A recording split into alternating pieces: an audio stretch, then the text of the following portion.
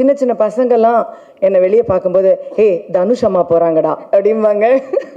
So Dhanush அம்மா என்ன தான் தனுஷ் அம்மான்னு சொல்கிறாங்க.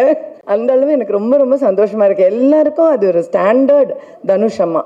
அப்புறம் இப்போ வேற எங்கேயா செட்ஸில் போகும்போது ஏதோ தனுஷை பற்றி என்கிட்ட கேட்குறது எப்படி இருக்கும்னா, நிஜமாவே இப்போ என் மகனாக இருந்தால் அவர் என்ன சாப்பிடுவார், அவர் எப்படி தூங்குவார், இப்படிலாம் கேட்பாங்களே, இந்த மாதிரி தான் என்கிட்ட கேட்பாங்க.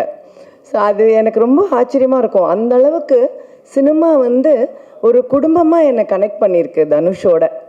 ரொம்ப கனெக்ட் பண்ணியிருக்கு. நிஜமாவே என்னுடைய ஒரு மகன் அப்படின்னு. இந்த செட்டில் வந்து இப்போ பவிஷ் தான் எனக்கு மகன்.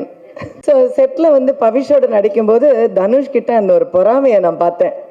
ரொம்ப தமாஷா இருந்தது.